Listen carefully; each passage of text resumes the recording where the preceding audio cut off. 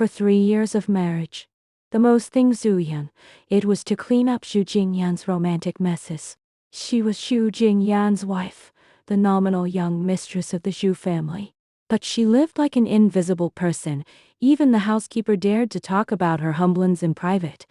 Xu Jingyan was the leader of the top tycoon in City A, handsome and wealthy, never lacking beauties around him, and being surrounded by scandals was the norm. Zhu Yan, however, was the one who always stood behind him, comforting his lovers, handling public relations on rumors, and cleaning up the mess for him. It's not that she never loved. 3 years ago, despite her family's opposition, she insisted on marrying this radiant man, thinking that sincerity could be exchanged for sincerity, and that day after day of dedication could warm his cold heart. But all she got was disappointment after disappointment. Late that night, Zhu Yan had just dealt with the scandal between Zhu Jingyan and a popular actress, and returned to the villa tiredly but heard his conversation with his best friend at the entrance. Jingyan, you're too playful. Aren't you afraid that your wife will make a fuss? Xu Jingyan's laugh was cold and mocking, with undisguised contempt. Make a fuss? How dare she? Marrying her is just to give the Zhu family an explanation, a tool that can handle these trivial matters for me. Our marriage is just a joke, and she actually took it seriously. Every word like an ice-cold needle pierced Zhu Yan's heart fiercely. 3 years of forbearance and dedication, in his eyes, was just a joke, and she was just a useful tool. At that moment, the last glimmer of light in Zhu Yan's heart was completely extinguished. She didn't rush in to question him, but quietly turned around and returned to her room. That night, she didn't sleep all night, and personally drafted a divorce agreement, with neat handwriting and a calm tone, without the slightest nostalgia. She only asked Xu Jingyan to sign, and she would leave the house with nothing. And they would owe nothing to each other from then on. The next day, Zhu Yan put the divorce agreement in front of Xu Jingyan. He glanced at it, curled his lips into a sneer, and his eyes were as cold as ice. Zhu Yan, have you made enough trouble? I'm not making trouble.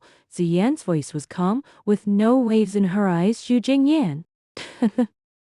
I want a divorce. Xu Jingyan put down the document in his hand, stood up and walked to her, looking down at her with an unquestionable dominance in his tone. Zhu Yan, remember, there's only widowhood in the Xu family, no divorce. Since you married in, you can only be Mrs. Xu in this life, and die as a ghost of the Xu family. His words completely cut off all Zhu Yan's retreat. Looking at the cold man in front of her, she suddenly felt extremely ridiculous. Since they couldn't part amicably, she had to escape completely in another way. Half a month later, a fire broke out in the Xu family villa. The fire soared into the sky, and thick smoke rolled. Everyone thought Zhu Yan was burned to death in the fire. When Xu Jingyan arrived, he only saw a pile of ruins.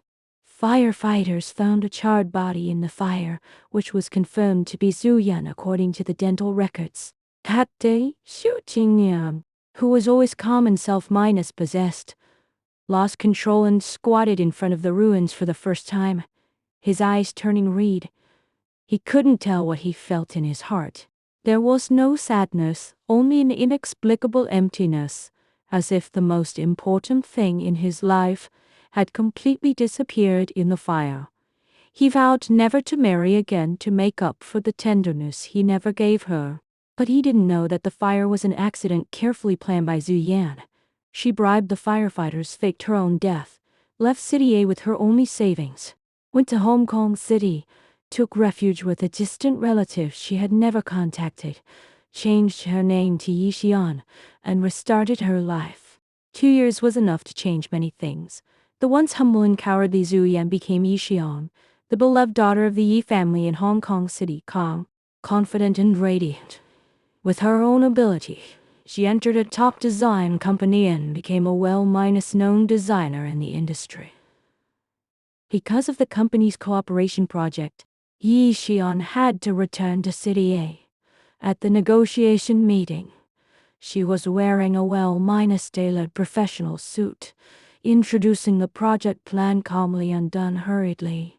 When she looked up, she happened to meet Zhu Jingyan's eyes on the main seat. Zhu Jingyan's pupils contracted sharply, and the pen in his hand fell on the table with a slap. The woman in front of him had the same eyebrows outlined, and even the arc when she smiled at Zhu Yan, but her temperament was completely different. Cold, confident, and distant, like a thorny rose. No longer the humble and ingratiating Zhu Yan, who revolved around him.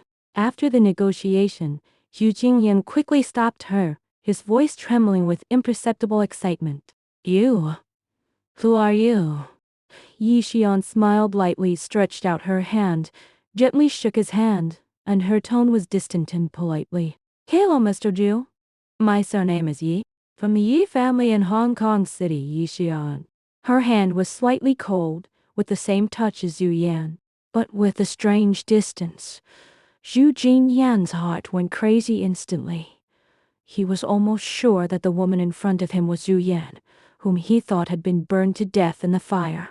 Since then, Zhu Jingyan completely lost his sense of proportion. He put down all his pride and reserve and launched a fanatical pursuit of Yu Xian. He appeared downstairs of her company on time every day, handing over warm breakfast. He carefully selected various jewelry and flowers and sent them to her office. He turned down all unnecessary social gatherings just to have a meal with her. Yan, are you free tonight? I booked your favorite restaurant. Yan, this set of jewelry suits you very well. You will look beautiful wearing it.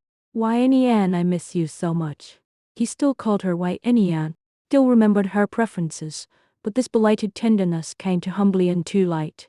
Looking at his clumsy and persistent appearance, Yi Xian always had a faint smile on her face, and her tone was distant. Mr. Zhu, I don't think we are very familiar. Besides, I heard that Mr. Zhu vowed never to marry again. A word, like a basin of ice water, woke up the fanatical Zhu Jingyan. He looked at the woman in front of him, his eyes full of remorse and pleading. Slowly knelt down on one knee, gently held her hand, kissed her fingertips, his voice hoarse and pious.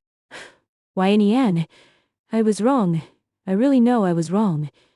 I was bad in the past. I was blind. I didn't cherish you. I didn't see your goodness. I shouldn't have mocked you. Shouldn't have taken your dedication for granted. Shouldn't have hurt your heart with coldness. I vowed never to marry again because I thought I had lost you forever. Yan, give me another chance, okay?